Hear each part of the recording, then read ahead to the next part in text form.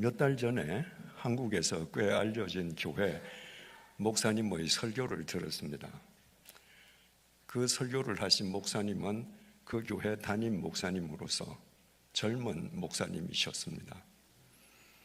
제가 그 젊은 목사님의 설교를 오늘 이 시간에 언급하는 것은 그분의 설교를 비판하거나 비난하고자 함이 전혀 아닙니다.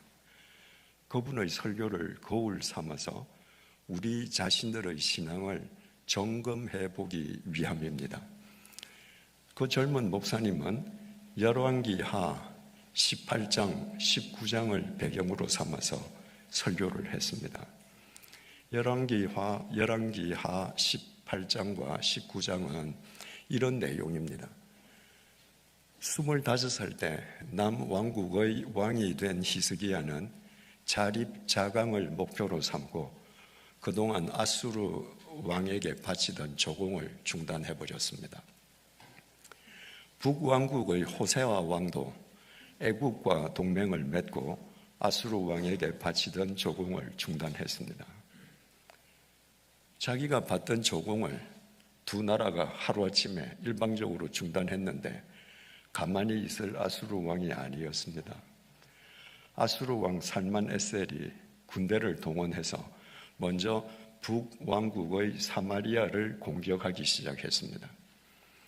전투 중에 살만 에셀 왕이 병사로 죽었습니다. 그래서 왕위를 이어받은 그의 동생 사르곤 2세가 마침내 사마리아 성을 함락시켰습니다. 그와 동시에 북왕국은 인류의 역사에서 영원히 사라지고 말았습니다. 그리고 수많은 백성들이 아수르의 포로로 끌려가는 비극을 직면했습니다. 그로부터 7년이 지나서 왕위에 오른 사르곤 2세의 아들 산헤립이 이번에는 남왕국을 징벌하기 위해서 원정에 나섰습니다. 그가 원정에 나서자마자 딥나, 라기스, 에그론 무려 46개의 중요 요새가 산헤립의 소나기에 들어갔습니다. 이대로 가만히 있으면 남왕국도 북왕국처럼 멸망할 게 눈에 뻔히 보입니다. 그래서 히스기야가 라기스에 있는 아수르 왕에게 급히 편지를 써서 사신을 보내었습니다. 그 편지 내용이 이렇습니다. 열왕기하 18장 14절입니다. 유다의 왕 히스기야가 라기스로 사람을 보내어 아수르 왕에게 이르되 내가 범죄하였나이다. 나를 떠나 돌아가소서. 왕이 내게 지우시는 것을 내가 당하리이다 하였더니 아수르 왕이 곧 은 300달란트와 금 30달란트를 정하여 유다 왕 히스기야에게 내게 한지라. 아수르 왕이 하나님께 내가 범죄했습니다 하는 게 아니고, 히스기야 왕이 하나님께 내가 범죄했습니다 하는 게 아니고 아수르 왕에게 내가 조공을 중단하게 한 게 크게 범죄했습니다. 제발 우리 땅에서 퇴각해 주세요. 당신이 어떤 배상금을 물리든지 내가 다 그 배상금 내겠습니다. 그냥 돌아만 가주십시오. 그랬더니 산헤립 왕이 그래? 그러면 은 300달란트 그리고 금 300달란트를 내거라. 은 300달란트는 지금 단위로 따지면 은 1281kg입니다. 10톤이 넘습니다. 금 30달란트는 1028.1kg입니다. 금만 1톤이 넘습니다. 그러니까 은 10톤, 금 1톤 엄청나죠. 히스기야는 왕궁과 성전의 곳간에서 은을 다 털었는데 산헤립 왕이 요구한 그 양이 되지 않았습니다. 금은 더 심각했습니다. 성전의 문에 칠해져 있는 금, 성전의 기둥에 칠해져 있는 금까지 다 벗겨 모았는데도 30달란트가 되지 않았습니다. 양에 미달하는 금과 은을 보냈는데 자기가 말한 양에 턱없이 미달하는 금과 은을 받은 산헤립이 그래 내가 이해해 주마 그리고 돌아가겠습니까? 휘하 장군에게 즉각 남왕국을 공격하게 했습니다. 랍사게 장군이 군대를 이끌고 와서 그 성 안에 있는 남왕국 백성들에게 항복을 종용합니다. 동시에 산헤립 왕이 히스기야 왕에게 항복하라는 편지를 따로 보내왔습니다. 그때 히스기야가 산헤립 왕이 자기에게 보낸 그 협박 편지를 들고 성전에 올라갔습니다. 그리고 그 협박 편지를 성전에서 폈습니다. 하나님 이것 좀 봐달라는 거예요. 그리고 하나님께 기도했습니다. 열왕기하 19장 15절에서 19절입니다. 그룹들 위에 계신 이스라엘 하나님 여호와여, 주는 천하 만국의 홀로 하나님이시라. 주께서 천지를 만드셨나이다. 여호와여, 귀를 기울여 들으소서. 여호와여, 눈을 떠서 보시옵소서. 산헤립이 살아계신 하나님을 비방하러 보낸 말을 들으시옵소서. 여호와여, 아수르 여러 왕이 과연 여러 민족과 그들의 땅을 황폐하게 하고 또 그들의 신들을 불에 던져사오니 이는 그들이 신이 아니요 사람의 손으로 만든 것 곧 나무와 돌 뿐이므로 멸하였나이다. 우리 하나님 여호와여, 원하건대 이제 우리를 그의 손에서 구원하옵소서. 그리하시면 천하 만국이 주 여호와가 홀로 하나님이신 줄 알리이다. 이렇게 간절히 기도했습니다. 이 내용을 간략하게 설명하자면, 하나님 이 상황을 좀 보시고 도와주십시오. 하나님 아시죠? 산헤립이 여러 나라를 멸망시켰고 그 나라의 신들을 다 파괴했습니다. 그런데 그 신들이 파괴당한 것은 살아있는 신들이 아니고 전부 다 나무와 돌로 만들어진 우상들이었기 때문이지 않습니까? 그런데 여호와 하나님, 당신은 우상이 아니라 살아계시지 않습니까? 그러니까 도와주십시오. 당신이 우리를 도와서 구원해 주시면 이 세상 모든 사람들이 당신이 돌이나 나무가 아니라 살아계신 신인 줄 알 것입니다. 이렇게 기도했습니다. 하나님의 응답은 그날 밤에 이루어졌습니다. 열왕기하 19장 35절입니다. 이 밤에 여호와의 사자가 나와서 아수르 진영에서 군사 18만 5천 명을 친지라. 아침에 일찍이 일어나 보니 다 송장이 되었더라. 그날 밤에 하나님께서 친히 아수르 군대 18만 5천 명을 치셨습니다. 아침에 일어나 보니까 다 송장이 되어 있는 거예요. 산헤립 왕이 그 광경을 보고 혼비백산해서 자기 나라로 도망갔습니다. 그리고 쿠데타를 일으킨 자기 두 아들의 칼에 맞아 죽었습니다. 비참한 인생 말로였습니다. 그 젊은 목사님이 바로 이와 같은 성경 내용을 토대로 설교를 하시고 마지막 결론을 이렇게 맺었습니다. 우리도 인생을 살아가는데 여러 형태의 아수르 공격을 받습니다. 그때마다 우리는 히스기야처럼 성전에 올라가서 기도해야 합니다. 그리고 성전을 찾아가야 한다는 말을 계속 강조했습니다.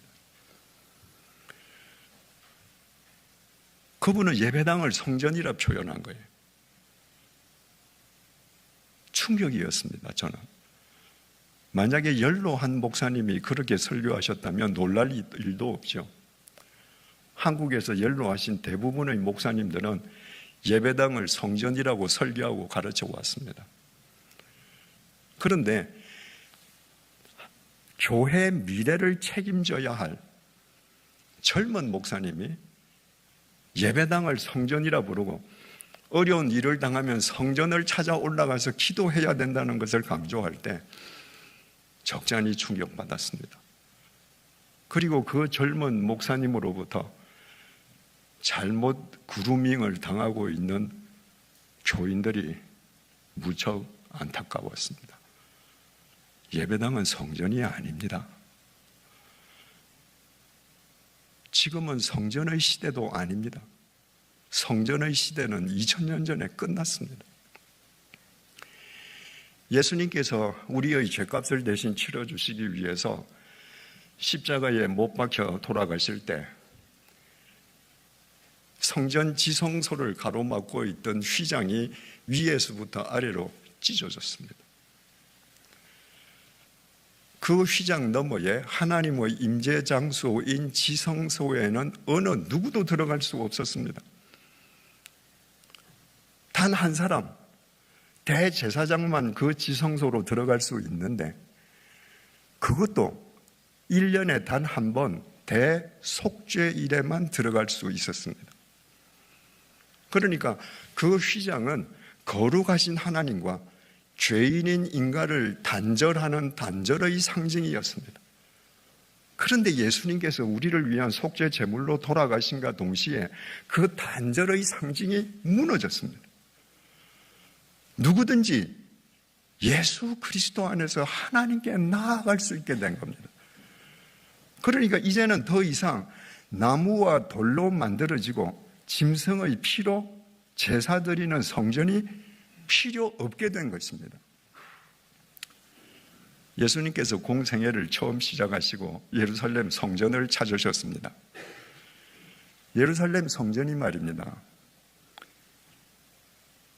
제사용 짐승을 파는 장사꾼들, 그리고 그 짐승들, 성전에서 사용하는 돈을 바꾸는 환전상들로 가득 차 있었습니다. 그들이 성전을 장악하고 있는 거예요. 그래서 예수님께서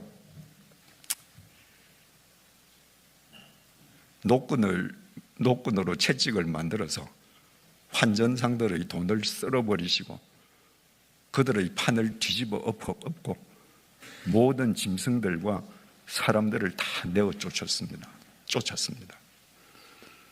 그 성전 안에 있던 유대인들이 얼마나 분노했겠습니까? 듣도 보도 못한 청년이 한 명 들어와서 성전을 그들이 보기에는 난장판을 만드는 겁니다. 그래서 그들이 한 이야기가 요한복음 2장 18절에서 22절에 주님과 문답이 나와 있는데 18절을 통해 그들이 말합니다. 이에 유대인들이 대답하여 예수께 말하기를 내가 이런 일을 행하니 무슨 표적을 우리에게 보이겠느냐. 유대인들 심정으로는 지금 난장판을 만드는 이 예수를 당장 내어 쫓아버리고 싶죠. 그런데 이 사람이 도대체 무슨 권세로 이런 일을 행하는지 알 수 없단 말입니다. 그러니까 네가 무슨 권세로 이런 일을 하는지 우리한테 표적을 보여주거라. 쉽게 표현하자면 네가 지금 이런 짓을 하나님의 권세로 행하고 있다면 하나님의 권세에 합당한 권세를 보여줘. 만약에 못 보여주면 우리가 가만히 안 두겠다는 겁니다. 예수님께서 요한복음 2장 19절 20절을 통해 이렇게 말씀하셨습니다. 예수께서 대답하여 이르시되 너희가 이 성전을 헐라 내가 사흘 동안에 일으키리라.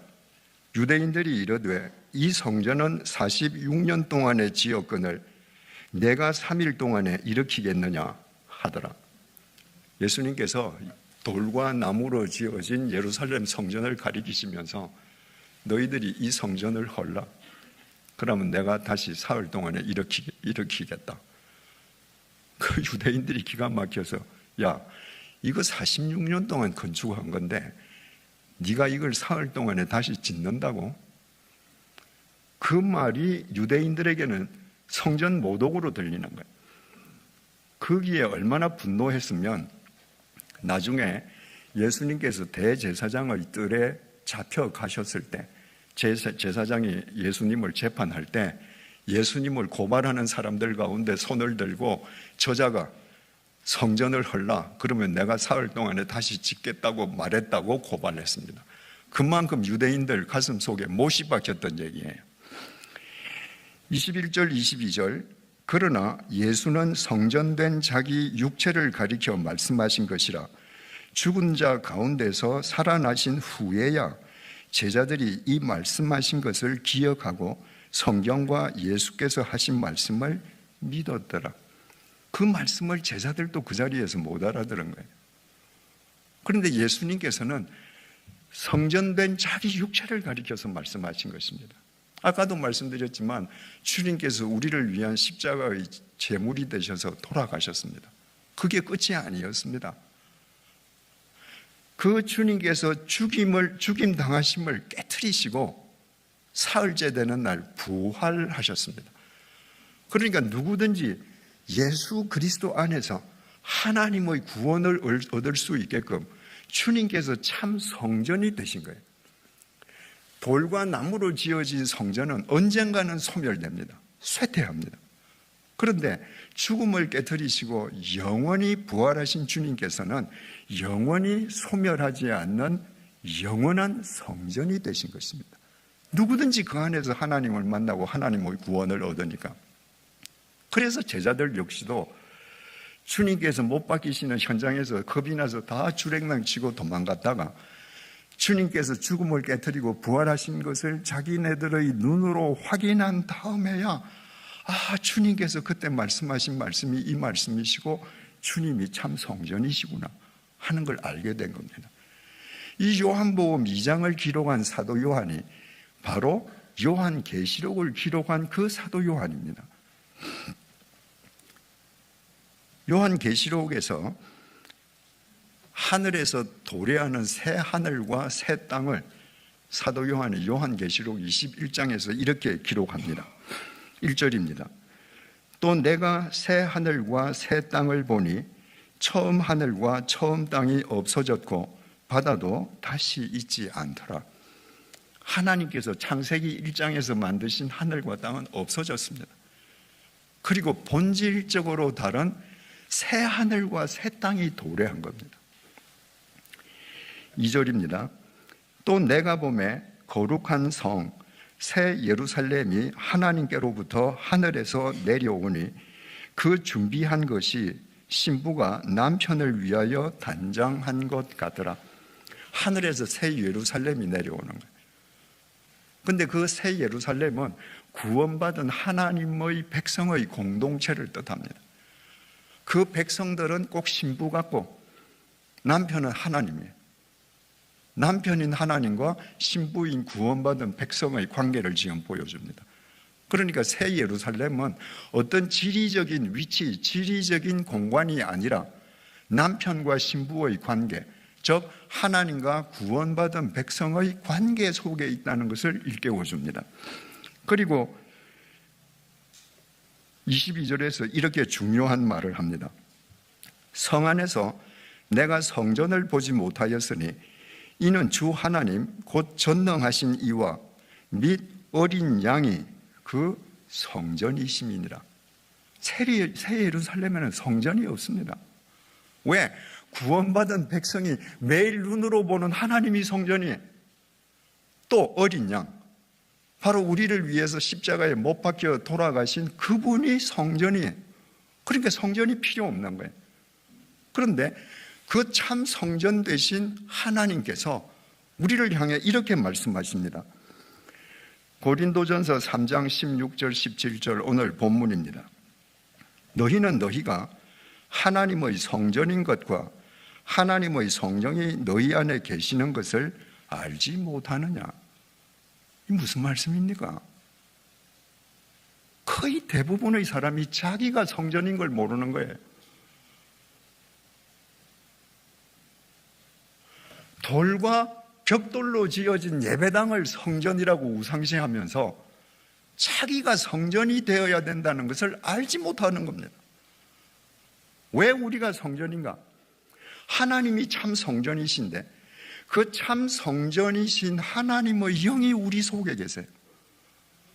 성전이신 하나님의 영이 우리 속에 계시니까 우리는 미물이고 보잘것없다 할지라도 우리 속에 계신 그 성전 하나님으로 인해서 우리가 성전이 되는 거예요.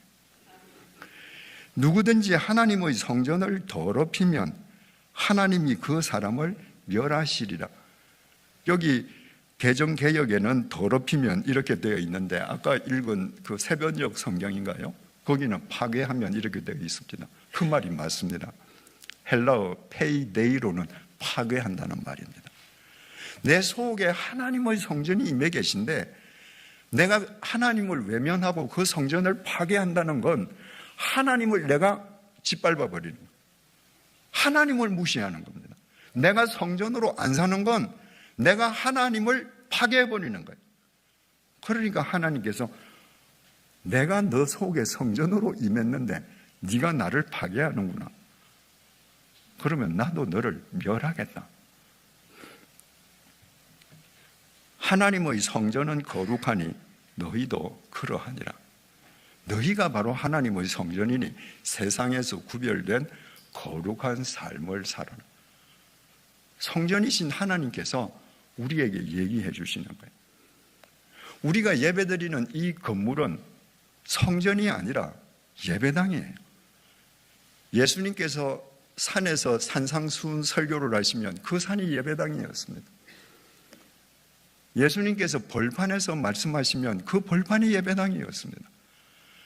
예수님께서 바닷가에서 설교하시면 바닷가가 예배당이었습니다.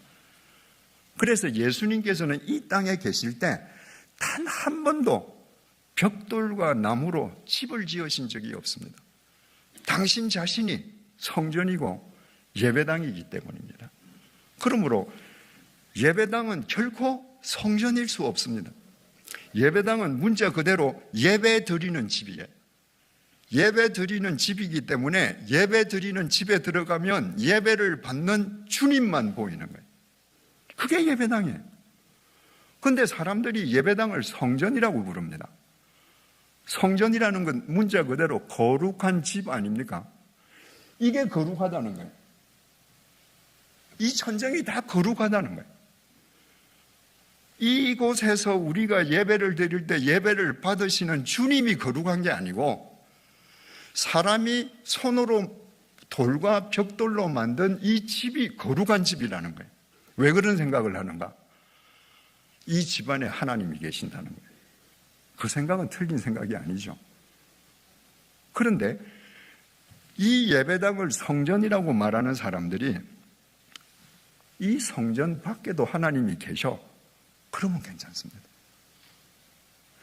이 우주 온 만물 속에 하나님께서 계신 걸 알면 이 집을 성전이라고 무상시할 이유가 전혀 없습니다. 그런데 예배당을 성전이라고 말하는 사람들은 하나님은 여기만 계신 거예요. 그게 문제가 되는 거예요. 그러니까 하나님이 예배당 안에만 계시기 때문에 이것이 성전이라고 말하는 사람들은 자기도 모르게 세 가지 오류를 범합니다. 나무와 돌로 만들어진 집을 성전이라고 말하는 것은 참 성전이신 하나님을 모독하는 것이고 참 성전으로 살아가야 할 자기 자신의 직무를 유기하는 것입니다. 이게 성전이 아니라 내가 성전이거든요. 여러분이 성전이거든요. 두 번째 오류는 이것을 성전이라고 얘기하면 이곳에 들어와서 하나님이 여기만 계시기 때문에 이 밖에 계신 하나님을 여러분들은 만날 수가 없습니다. 왜? 여러분 집에는 하나님이 없습니다. 여러분 일터에는 하나님이 없습니다. 하나님은 여기만 계신 거예요. 이 천하 만물 속에서 이 예배당 공간은 하늘에 구멍만도 못해요. 하나님은 온 우주를 품고 계시는데 집을 성전이라고 얘기하면 참 성전 되신 하나님, 이 집 밖에 온 우주를 주관하시는 하나님을 절대 못 만납니다. 인류의 역사를 주관하시는 하나님을 못 만납니다. 이 공간 속에 하나님이 있다고 생각하는 사람들은 고작 나 개인의 생사 화복만 주관하시는 하나님만 알 뿐이에요. 여러분, 하나님이 이런 좁은 공간에 갇히시겠습니까? 하나님은 절대로 인간이 만든 공간 속에 갇히시는 분이 아닙니다. 그런데 인간이 하나님을 어떤 공간에 가둔다면 그건 이미 하나님이 아닙니다. 왜곡된 하나님을 믿는 거예요. 그 신앙이 문제가 생기는 겁니다. 세 번째 오류. 주님께서 그렇게 질타하셨던 외식하는 자가 될 수밖에 없습니다. 이중인격자가 되는 거예요. 예배당에서는 다 거룩해요. 경건해요. 왜? 여긴 하나님 계시니까. 그런데 주일 예배 경건하게 보고 집에만 가면 마음대로 해요. 왜? 하나님은 거기 안 계시거든요. 예배당에서는 다 경건한 언행을 하고 하나님 뜻이 뭐냐고 하는데 일터에서는 철저하게 돈의 논리로 해요. 왜? 하나님 거기 계시지 않기 때문에. 그래서 예배당은 결코 성전일 수 없습니다. 그런데 아까 언급한 그 젊은 목사님을 포함해서 한국에 연세 드신 많은 목사님, 대부분 목사님들이 예배당을 성전으로 우상시했습니다. 이 예배당을 성전으로 얼마나 절대시하느냐 하면요, 여러분은 정말 건강한 교회에 다니시는 거예요. 이 성전이 하나님이 계시는 신성한 절대 공간이잖아요. 그 중에서 제일 더 신성한 데가 강단입니다. 저는 미국에서도 봤습니다. 이 강단에 신을 못 신고 올라갑니다. 거룩하니까. 그래서 저기서 신 벗고 슬리퍼 신고 올라가요. 한국의 그런 교회는 태반입니다. 제가 그런 교회 볼 때마다 생각하는 게 예의로 따지자면 슬리퍼 신는 게 더 무례한데 그렇지 않습니까, 여러분? 내가 귀한 손님을 만나는데 구두 벗고 슬리퍼 신고 만나고 그분은 구두 신고 있다. 이 말이 안 되지 않습니까? 여기는 강대상이 하나예요.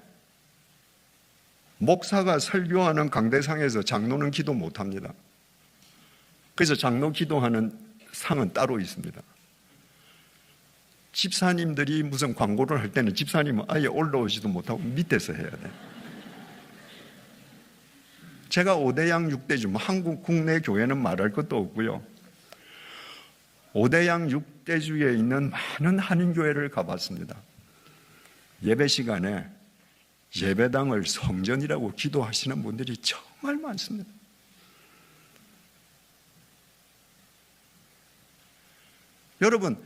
여러분이 성전인데 이 돌멩이, 이 나무로 된 이 집을 성전이라고 거룩하고 신성시하는 믿음으로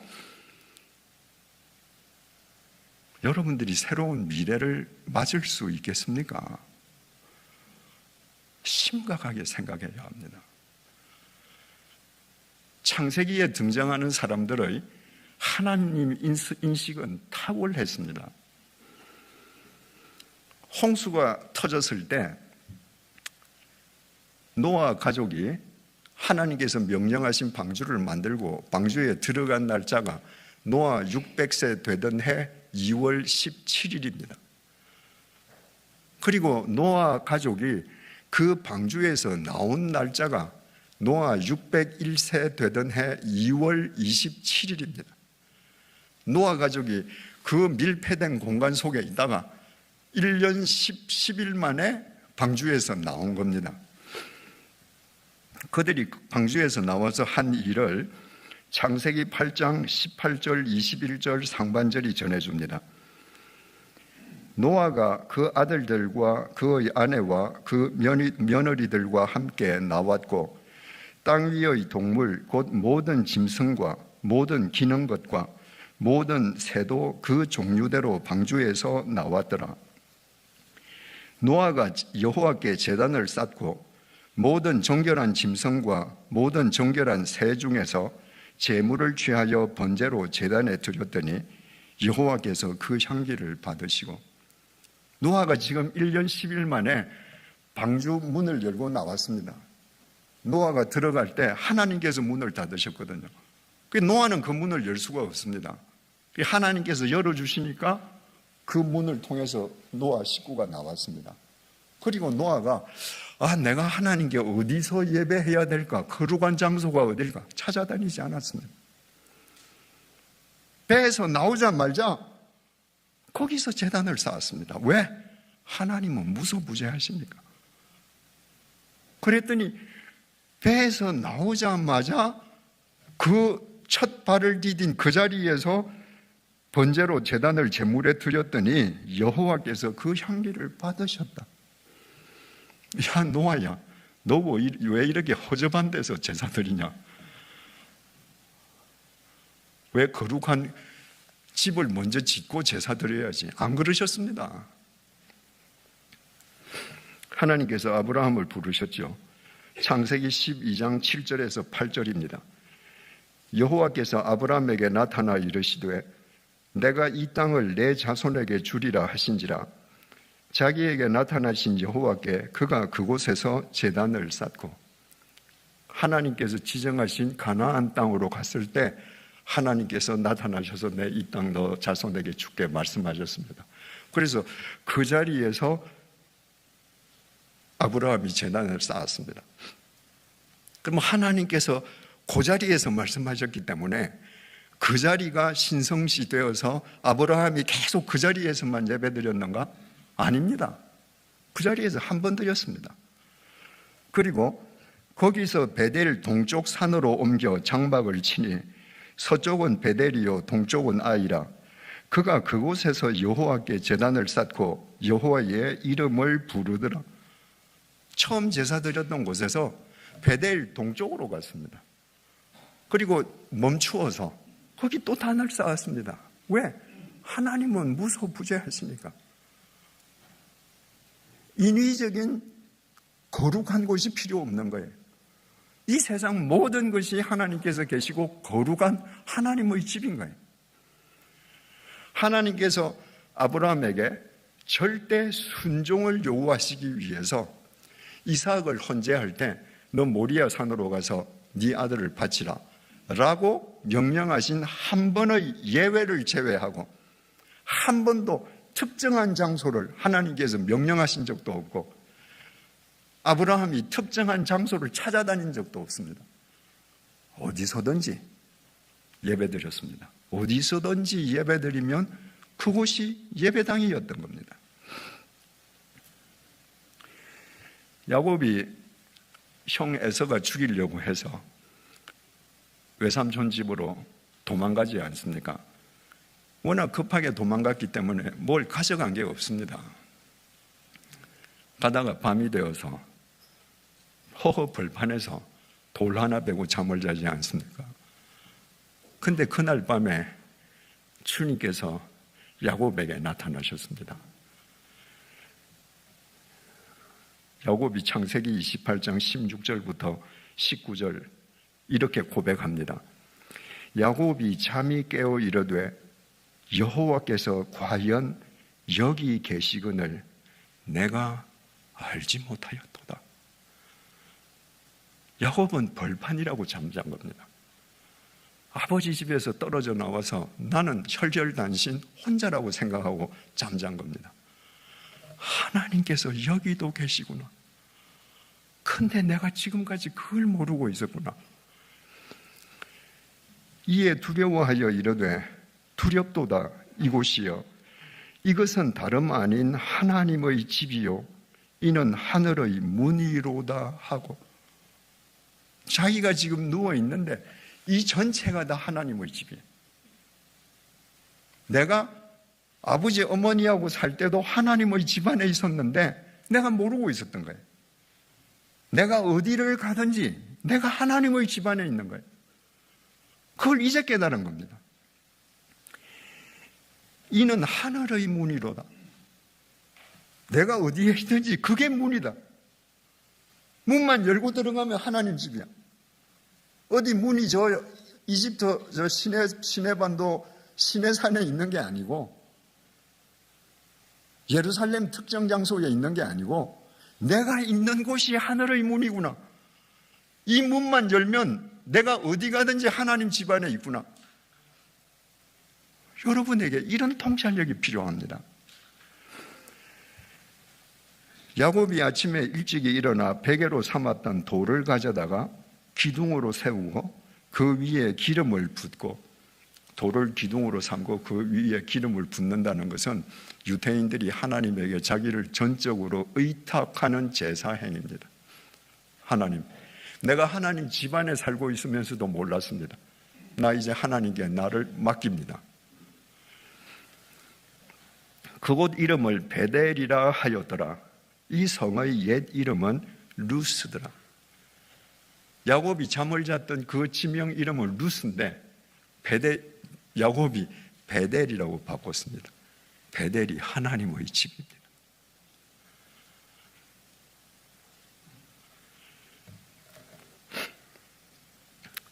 이처럼 창세기 사람들의 하나님 인식은 뛰어났습니다. 내가 어디에 있든지 하나님은 무소부재하시고, 내가 어디에서 예배를 드리든지 하나님께서는 내 예배를 받으신다는 믿음이 있었습니다. 그 창세기 사람들의 후손들이 이집트에서 400년 동안 노예 생활을 했습니다. 그들의 마음속에 하나님은 없어지고 이집트의 우상들이 또아리를 틀었습니다. 400년 만에 하나님께서 그들을 해방시키셨습니다. 그리고 그들에게, 하나님을 모르는 그들에게 하나님이 어떤 분이신지를 가르치기 위해서 성막을 만들게 했습니다. 이 성막은 이스라엘 백성들하고 함께 움직이는 거예요. 포터블 템플입니다. 그러니까 성막이 이스라엘 백성들이 한 곳에서 머무르면 성막을 치고, 또 다른 곳으로 이동하면 성막을 걷어서 메고 가요. 그러니까 하나님은 언제나 우리와 함께 동행하시는 분임을 그렇게 교육시켜 주시는 겁니다. 거기에 하나님께서 불기둥으로, 구름 기둥으로, 눈에 보이는 그 표적으로 그들을 인도해 주시니까 하나님은 언제나 그들과 함께 하시는 분이심을 이스라엘 백성들이 알게 되죠. 그런데 하나님께서 이스라엘 백성들과 동행하는 당신 자신을 가르쳐 주시기 위해서 성막을 만들게 했는데, 제사장들이 성막의 일을 하면서 하나님을 성막 속에 가두어 버렸습니다. 하나님은 성막 안에만 있는 거예요. 그러니까 이 세상 어디에 서든지 하나님을 만나던 창세기 사람들의 하나님 인식보다 훨씬 후퇴했습니다. 그런데 한 가지 다행인 것은 그 성막이 움직인다는 거예요. 백성들과 함께 움직인다는 거예요. 그래서 하나님께서 우리와 동행하신다는 대전제는 변함이 없었습니다. 그 이스라엘 백성들이 이스라엘 땅에 들어가서 가나안 땅에 들어가서 정착을 했습니다. 그리고 솔로몬 시대에 그 유명한 예루살렘 성전을 지었습니다. 솔로몬 왕이 성전을 지었는데, 그 성전을 지은 솔로몬 자신도 자기가 그렇게 심혈을 기울여서 돌과 나무로, 최고의 나무와 돌로 건축물을 만들지만 이 건축물 안에 하나님께서 갇혀 계시지 않는다는 걸 알고 있었습니다. 그래서 성전을 낙성식할 때 솔로몬이 하나님께 이렇게 기도합니다. 열왕기상 8장 27절입니다. 하나님이 참으로 땅에 거하시리이까 하늘과 하늘들의 하늘이라도 주를 용납하지 못하겠거든 하물며 내가 건축한 이 성전이오리이까. 하늘의 하늘이라도 하나님을 다 모실 수 없는데 하물며 내가 건축한 요 조그만 집안에 하나님이 갇혀 계시겠습니까? 솔로몬은 분명히 알고 지었습니다. 솔로몬의 기도는 이렇게 이어집니다. 열왕기상 8장 30절. 주의 종과 주의 백성 이스라엘이 이곳을 향하여 기도할 때에, 우리가 어떤 급한 일이 있어서 이 성전에 오지 못하고 어디에 있든지 성전 방향을 향해서 기도할 때 하나님께서 들어주시고 성전에서 응답해 주세요. 그게 아닙니다. 주의 종과 주의 백성 이스라엘이 이곳을 향하여 기도할 때에 주는 그 간구함을 들으시되 주께서 계신 곳 하늘에서 들으시고 들으시사 사하여 주옵소서. 하나님, 우리는 성전을 향해서 기도할게요. 근데 하나님께서는 하나님이 계신 하늘에서 우리의 기도를 들으시고 응답해 주십시오. 솔로몬은 하늘에 계신 하나님께서 절대 거기에 갇히지 않는다는 것을 알았지만 하나님을 모시고 살아가야 하는 이스라엘 백성들의 신앙 구심점으로 만든 겁니다. 그런데 성막 텐트보다 못한 것은 텐트는 포터블 템플이에요. 움직이는 성전입니다. 성막이에요. 예루살렘 성전 돌과 나무로 지은 건 붙박이 성전이에요. 이건 움직이지 못해요. 그런데 제사장들이 하나님을 그 붙박이 성전 안에 가두어 버렸습니다. 하나님께서 갇힐 수 있습니까? 안 갇히십니다. 그러니까 하나님께서 이 안에만 계신다고 생각하던 하나님은 하나님이 아니신 거죠. 제사장들이 하나님은 이 성전 안에만 계신다고 하고 하나님을 대리하면서 소위 제사장 직분이 권력화되고 교권주의가 발흥되었습니다. 교권주의가 발흥되면서 제사장 그룹은 물론이고 유대교인들 모두 영적, 신적, 물적 타락을 초래하게 되었습니다.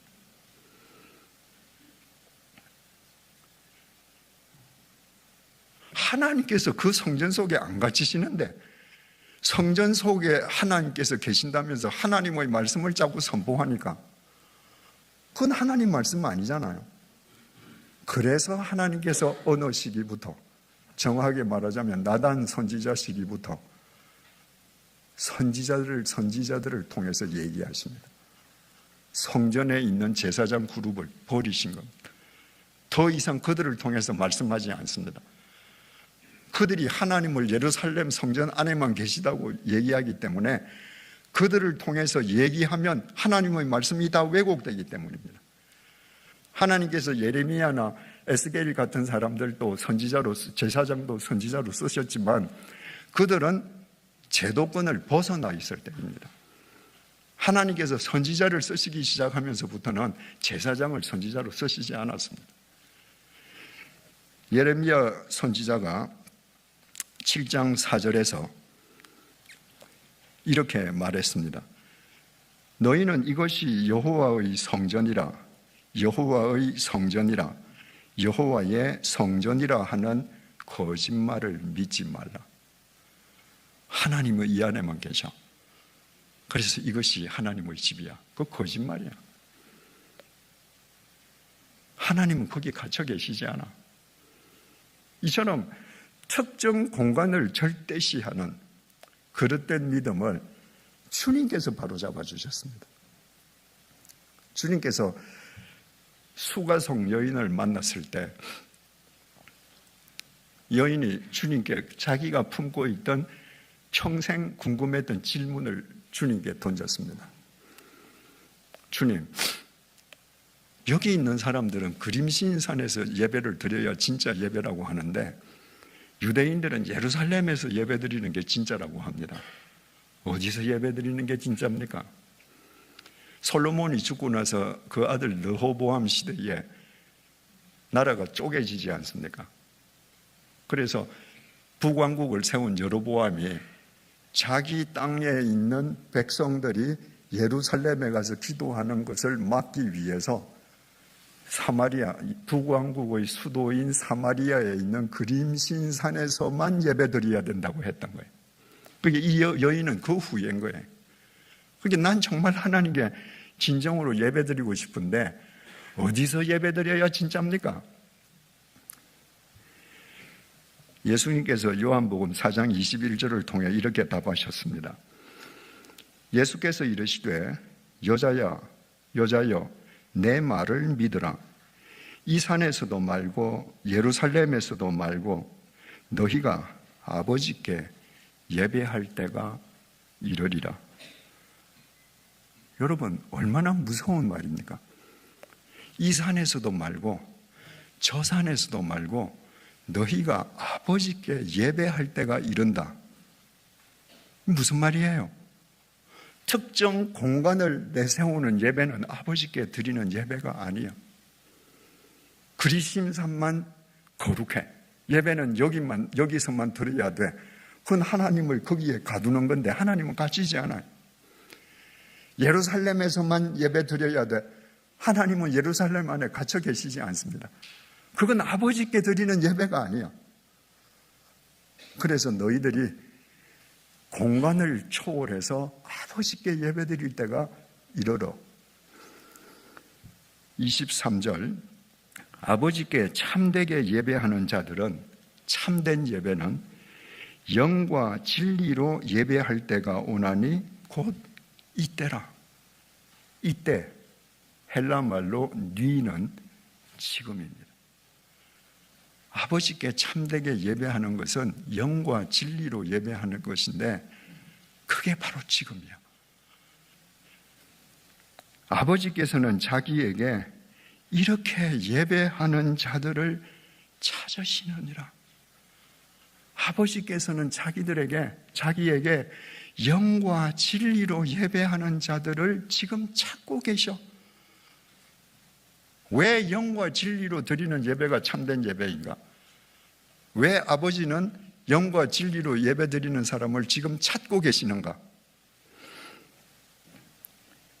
24절, 하나님은 영이시니 예배하는 자가 영과 진리로 예배할지니라. 하나님이 영이세요. 그러니까 영이신 하나님을 영으로 예배하는 자를 찾으시는 거예요. 특정 공간을 절대시하는, 그건 영이 아닙니다. 공간을 초월하는 것이죠. 하나님이 로고스, 말씀이세요. 진리세요. 그러니까 영이신 하나님을 영으로, 말씀이신 하나님을 그분의 말씀 안에서 예배드리는 자를 지금 찾고 계신다. 장소를 절대화하던 사람들은 그런 예배를 드리지 않았다. 하나님은 받을 수가 없었다, 그런 예배를.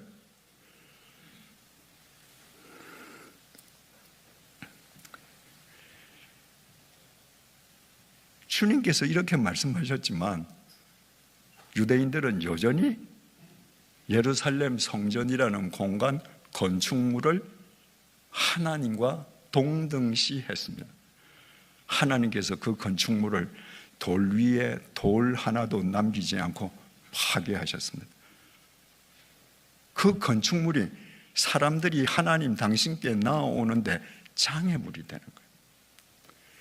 주님께서 분명히 2000년 전에 영과 진리로 예배해야 됨을 일깨워 주셨지만 신약교회의 모태라 할 수 있는 로마 가톨릭 교회는 영과 진리로 예배하지 않았습니다. 그들은 도처에 건축물을 짓고 성당이라 불렀습니다. 성전이라는 거예요. 집을 지었습니다. 그 안에 하나님을 가두어 두었습니다. 집을 지어서 이 안에 하나님이 계셔라고 하는 것이 조건주의를 강화하는 데에 가장 손쉬운 길이기 때문입니다.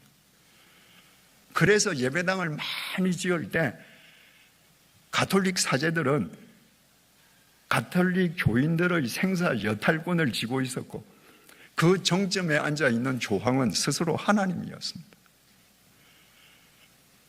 그 가톨릭의 프로테스트한 사람들이 개신교도들 아닙니까?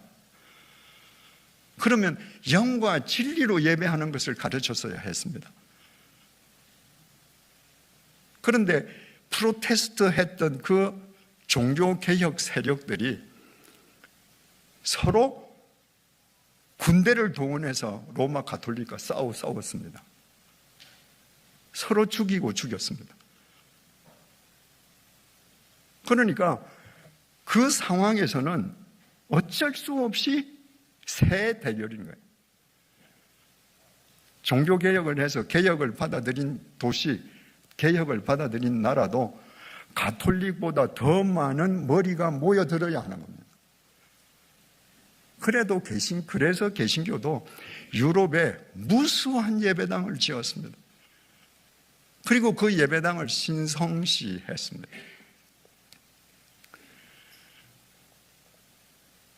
결과는 개신교에서도 조건주의가 생겼죠. 모든 봉사 직분은 계급화되고 권력화되었죠. 그것이 지금까지 유산으로 내려오고 있습니다. 공간을 절대시할 때 일어나는 이런 모든 폐해를 알고도 그것을 그대로 답습하는 믿음으로 미래를 경작할 수 있겠는가?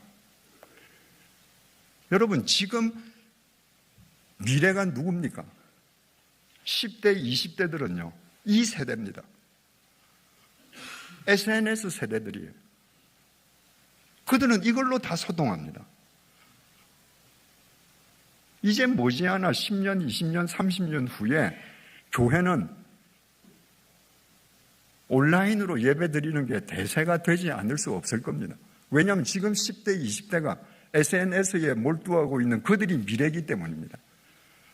그런데 특정 공간을 절대시하는 믿음으로 그 미래를 담을 수 있는가? 불가능합니다. 방법은 하나입니다. 주님께서 너희가 성전이라고 말씀하신 것처럼 우리가 걸어 다니는 성전이 되는 겁니다. 우리가 걸어 다니는 성전이 될 때 우리로 인해서 교회가 새로워질 수 있습니다.